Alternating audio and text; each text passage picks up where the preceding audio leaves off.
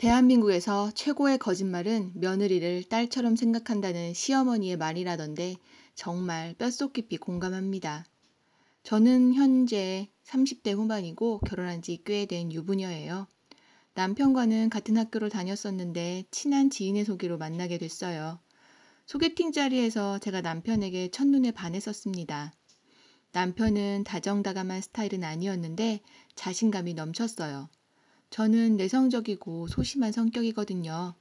한눈에 봐도 저와는 완전히 정반대의 사람이었는데 다행히 남편도 그런 제 모습을 나쁘게 보지 않았던 것 같아요. 연애하면서도 제가 남편에게 많이 맞췄던 것 같습니다. 그렇게 대학교 때부터 쭉 연애를 이어온 셈이니 굉장히 오래 만난 편이었죠. 그러다 보니 남편의 가족들과도 안면을 제법 트고 지냈었죠.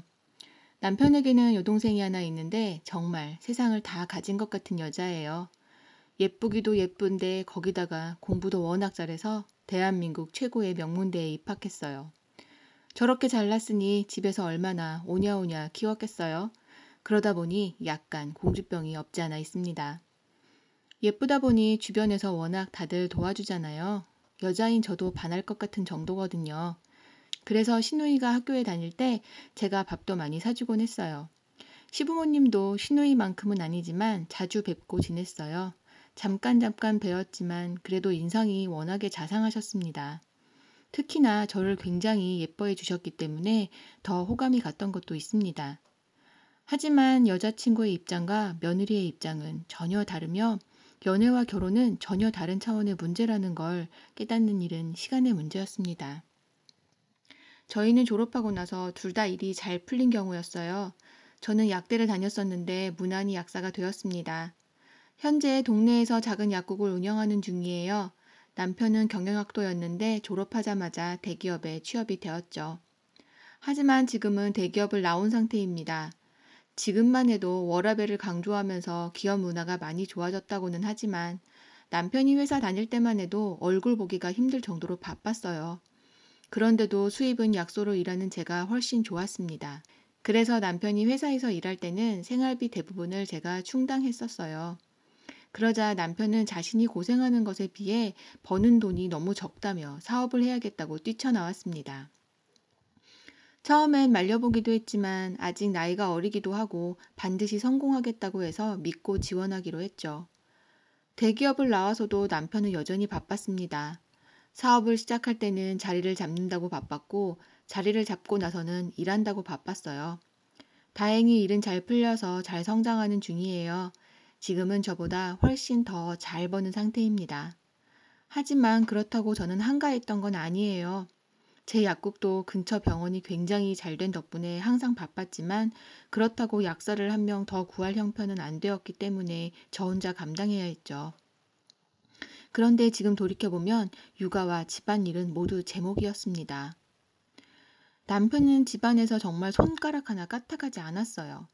가끔 한가한 시간이 날 때도 마찬가지였습니다.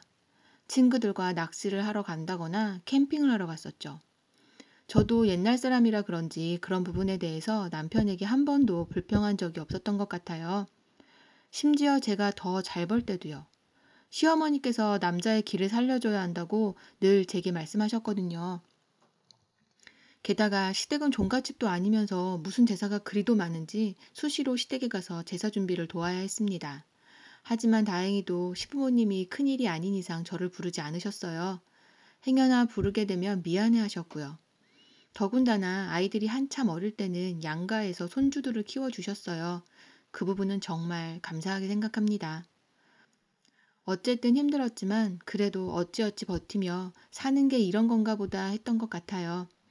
그러다 세월이 흘러 시누이가 결혼하게 된 거예요. 솔직히 속으로 걱정이 안 됐던 건 아닙니다. 시누이가 온실 속의 화초처럼 자라서 세상 물정을 전혀 모르거든요. 시누이의 신랑 될 사람은 굉장히 부유한 집안의 외동아들이었어요. 2살 연상의 의사였는데 시누이에게 뭐든 다 해주는 사람 같았어요. 시누이는 육아는 물론 집안일도 전혀 손대지 않는 것 같더라고요. 서방님도 굉장히 깨어있는 사람이라 시누이에게 자유롭게 살라고 했다더라고요. 일하고 싶으면 하고 쉬고 싶으면 쉬라는 식으로요.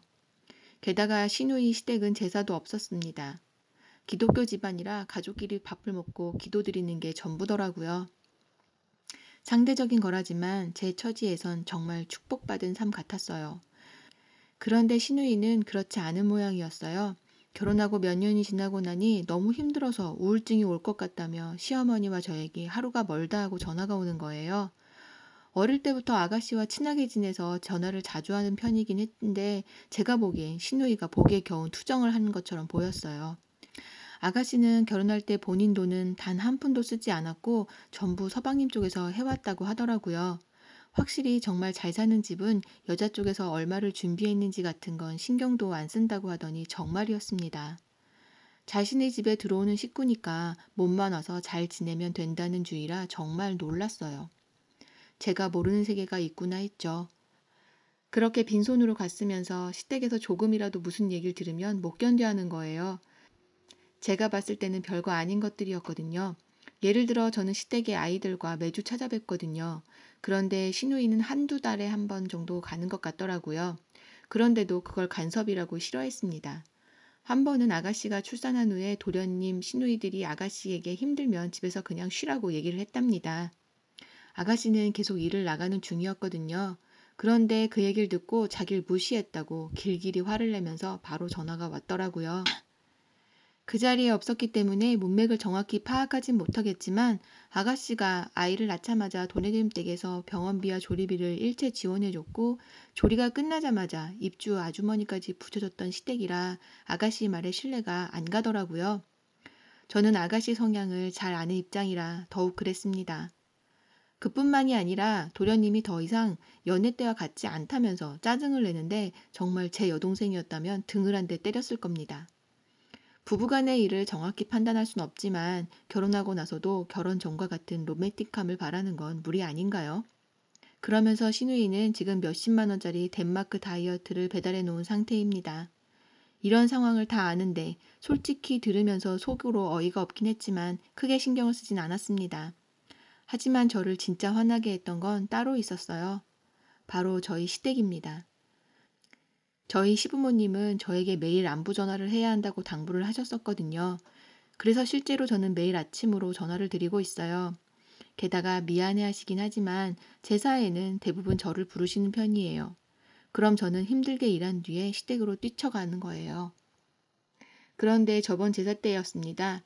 시어머니께서 저보고 시누이 시댁 집안을 그렇게 욕하는 거예요.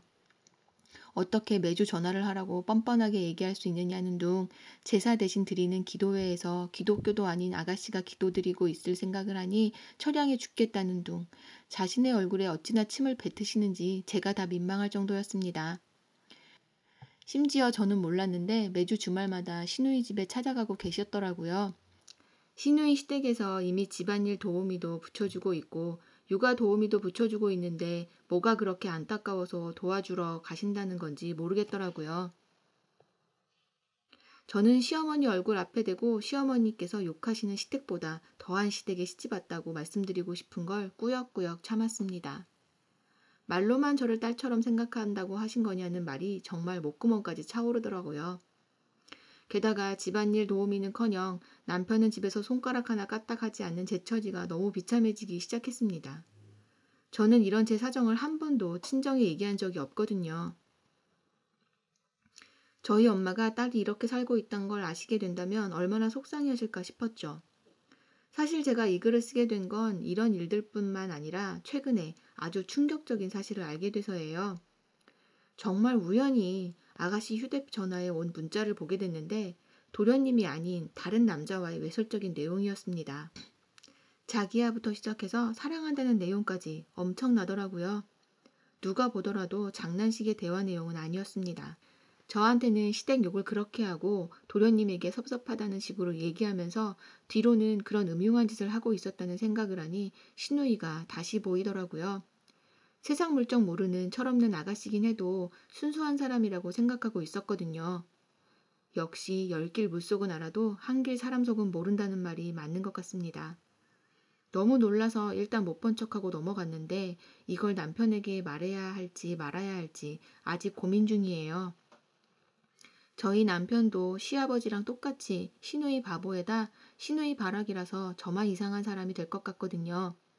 그래도 더 일이 커지기 전에 누가 말려야 하는 거 아닌가 생각이 드는데 제 속이 덜덜 떨릴 지경이에요. 너무 답답해서 이렇게 글로라도 남겨봅니다.